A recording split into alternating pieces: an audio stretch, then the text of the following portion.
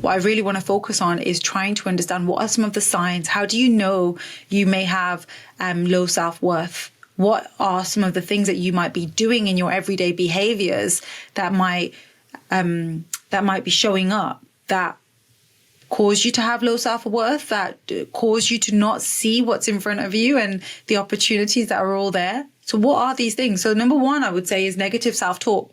So how do you speak to yourself? If you're constantly criticizing yourself, if you're constantly focusing on your weaknesses, if you are doubting your abilities constantly, oh yeah, I'm not good at that, or I can't do that, or this is if that's you and you constantly have this negative self-talk, that could be a sign. And that can also be very draining for you because you're constantly avoiding situations where potentially it's out of your comfort zone or it doesn't feel safe. So ultimately, there's something else going on that's serving this negative self-talk. And this negative self-talk might be playing out because it keeps you safe, but it kept you safe once upon a time, but it's no longer serving you in the way that it once did. Now you're ready to remove it, but there might be, well, how do I do that? And we look at that moving forward in the next part of this, the podcast episode. Because for me, it's, let's become aware of what's going on here. But then we also need to understand, well, why? Why does it show up like this? And then we can move into, okay, how do I now move forward with this? So the second sign, social withdrawal. If you're avoiding social interactions, you don't really want to be around people, you isolate yourself, you constantly feel uncomfortable in social situations, that could also be a sign of low self-worth because you just feel like, oh, there's too much going on. If you think of social situations, there's so much going on that you're feeling overwhelmed. And it's like, I don't want to even be in these settings. And if you are, you can notice yourself feeling quite quiet, not really giving eye contact, not wanting to look around, really struggling to make conversation with people. So all of these things might be coming up for you. And if you notice that and you think, oh, what are they thinking about me? And constantly having these thoughts of, I wonder what they think. I wonder what they think. I shouldn't have said that. Maybe I should do this. Maybe I should do that. And constantly living sort of like outside and in your head, that can also be a sign added to this social withdrawal. The third thing I would say is perfectionism. So if you're setting unrealistic, high standards for yourself and feeling like a failure if you don't meet some of these standards, that might be a sign where you feel like, okay, I'm constantly striving and I'm putting all these high expectations. I'm never getting them. I'm never meeting these high standards I keep setting myself. It's because I'm a failure. It's because I'm not good enough. It's because I'm not worthy. It's almost like we're setting ourselves up a bit, isn't it? Where we say to ourselves, okay, I want to do this, or I'm going to do this, or I need to do this. You don't do it. And guess what? You feel like a failure. So how are you helping yourself there? And do you even realize that these are very high standards that you're setting yourself? And again, where did you learn to set such standards? Where does this come from? So this sign that we're seeing of perfectionism, it goes deeper. And I've got another podcast episode focused on perfectionism where we dive deep into where that comes from, how it shows up.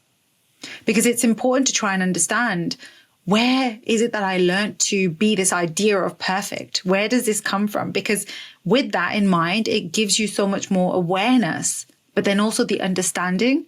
And then you move into the conscious change. How do I now change this way of being? And the fourth sign is seeking approval. And this is a huge one. If you are constantly seeking validation and approval from others and feeling inadequate without it, needing that validation, asking them constantly, what do I do? What about this? What about this? Or what about this? Or what do you think of this? Or what do you think of this? And maybe not even taking their advice, because deep down, you know what you need to be doing. But you don't trust that part of you. And you are so focused on, I don't want to get it wrong. I do not want to get it wrong. That's like the core of it. Because if you get it wrong, that means you have to go and visit some of these beliefs that are lurking around. The beliefs of, see, not good enough. You're a failure. Look at this. Look at everyone else. Look at you. You're not good. You're bad. You are not clever. You are not able to do these things. So all of these things, you're avoiding this inner critic to come out. And you can understand why, because this inner critic isn't very nice, is it? So of course you're going to try everything to try and avoid it. But if you keep trying to avoid that, it means then that you live in this idea of, I need this approval from everyone else. And you're constantly looking for approval from others.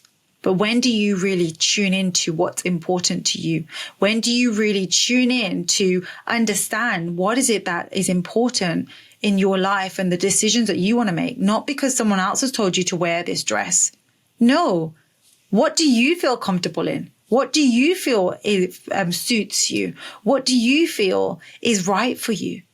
If you don't learn to make these choices and these decisions, you're constantly going to be needing people to make the choices and put the steps in front of you to be able to move forward. But you can see these steps.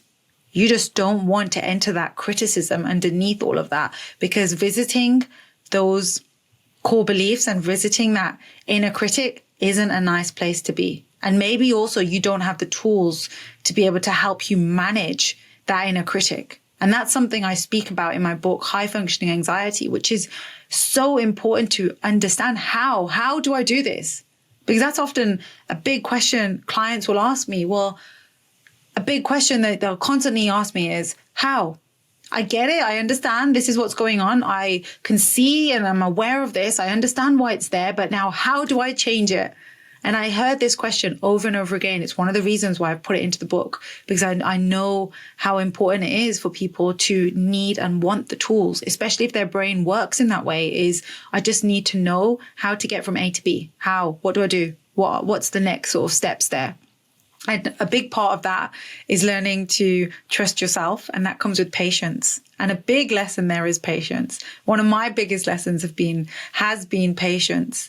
With everything, like even, for example, with running, when I got an injury, there's a frustration that comes up, but actually you have to sit with that and you have to learn to listen to your body, listen to what's going on. And if you don't, you'll find a way, because behaviors have a way of showing themselves coming up to surface level. So it is important to try and understand, okay, right, am I living because I truly want to do these things, or am I doing it because I need that external validation from everyone else, because I don't know how to live without having that external validation.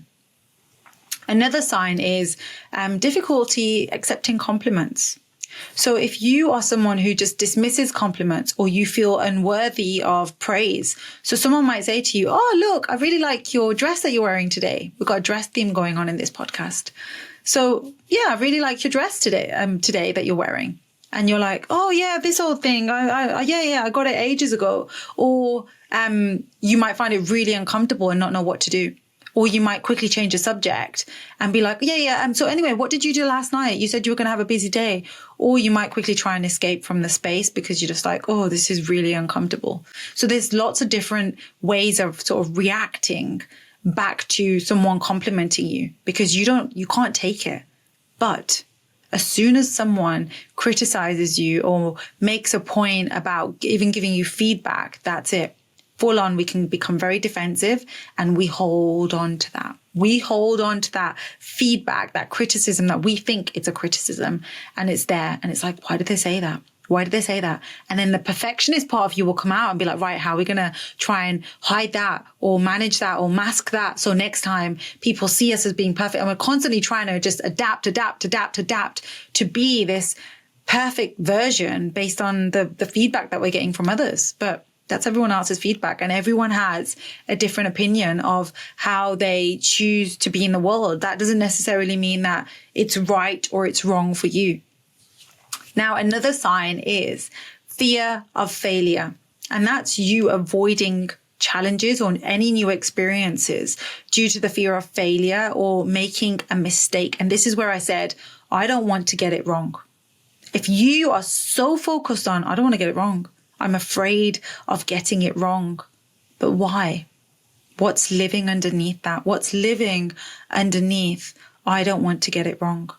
And is that you avoiding challenges or these new experiences? Because if you do it wrong, that inner critic is going to come out. And again, we don't know how to deal or sit with this inner critic. So what ends up happening with that inner critic is we then just avoid it. It's easier to be the ostrich and put your head in the sand. If you put your head in the sand, it means nothing's going to happen. Nothing's happening around you. But guess what? It still is happening. You're just avoiding. Another analogy of that is the blinkers, the horse and the blinkers. If you've got these blinkers on your eyes and you're so focused on, I don't want to see what else is going on. And subconsciously, is that what's happening? Is it's trying to protect you, but is it really allowing you to grow in the way that you are capable of if you keep avoiding? It's almost like we have this shadow part of us. We don't want to look at that shadow because we're afraid. And sometimes we create this shadow being this monster in our heads, and it's not a monster. And often when clients start working with their shadow self, they'll say, oh, it's not as big as I thought it was, or I wish I had started this sooner. And that's something else I've put into my book is some of the key things that clients have said to me, because I think it's important that you acknowledge this shadow, this part of us that we keep trying to avoid. It's become bigger and bigger and bigger and bigger in our heads. And it's not as big as we think.